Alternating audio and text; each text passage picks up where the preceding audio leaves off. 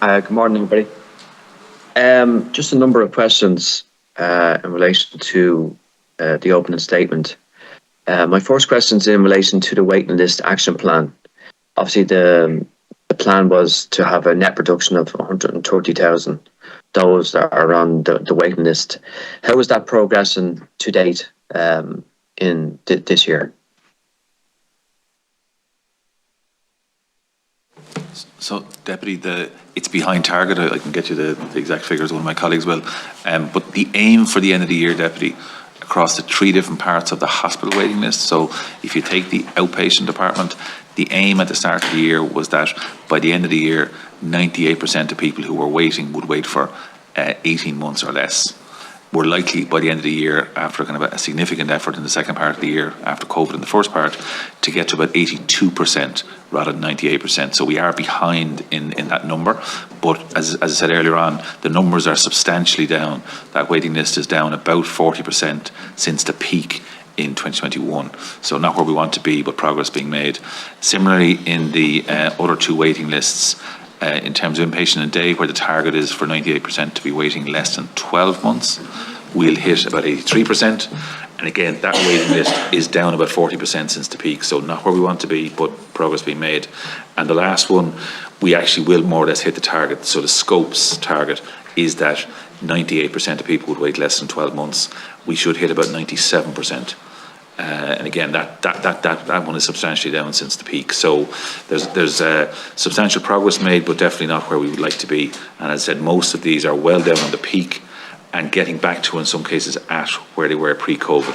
And then we need to drive on, and the targets next year will be more difficult targets, because we are trying to get towards the Sláintecare targets, which are much more difficult than those, and focus on people waiting much shorter times. And is there a reason why them targets haven't been met? Obviously, it's 98%, obviously very ambitious, to where you've got 82%, so it's a 16% shortfall. Is there a reason why that's happened? Part of the reason, Deputy, is COVID.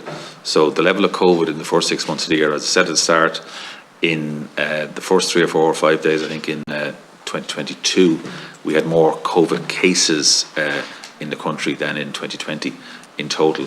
And by March, we had more people in hospital with COVID. I think it was 1,500 and something than in the previous 14 months. So that made a big impact.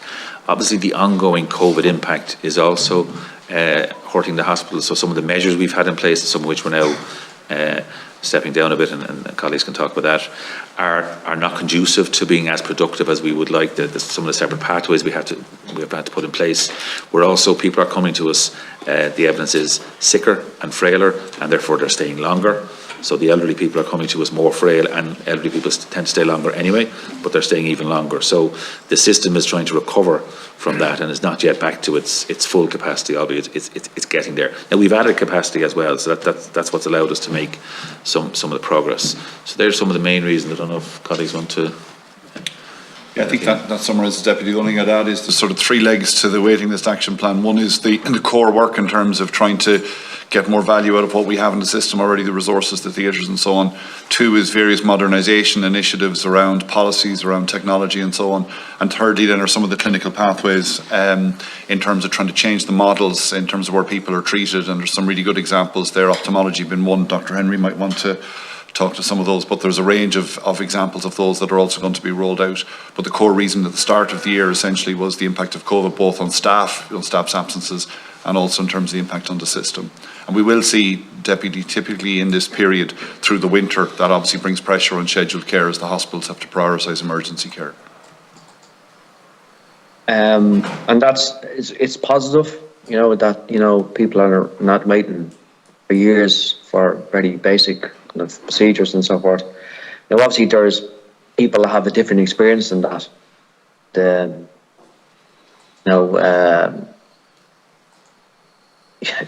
I mean, look, I don't want to be kind of negative here, but there's been instances where people are waiting in situations in A&E like for days in relation to to be seen, and that's just not acceptable. And I've raised this on numerous occasions, and I mean, this is happening in a lot of A&Es, and again, it's not the staff's fault.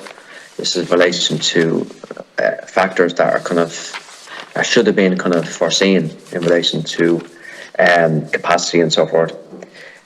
Just my final question is in relation to retention of staff and recruitment of staff, and obviously this is a huge challenge, not only the Irish Health Service but across the world.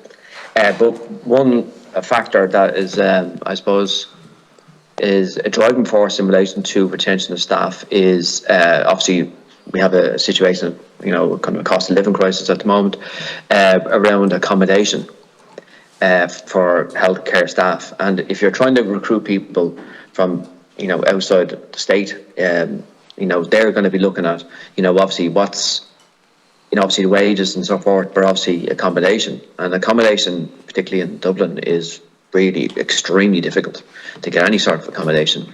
And I know the HSE have said in the past that they're not in the game of building such real estate on their kind of properties and so forth, but have you ever looked at this a situation where accommodation could be provided on campus in relation to nursing staff, whether they're coming from the state or outside the state, because I think this could be a factor in trying to keep people in Ireland, because there's people obviously leaving, and they look at the kind of circumstances that they're kind of they're up against, and accommodation is probably a big factor in relation to keeping people that qualified here and people coming to Ireland to stay here. So I'd just like to hear kind of your kind of commentary on that.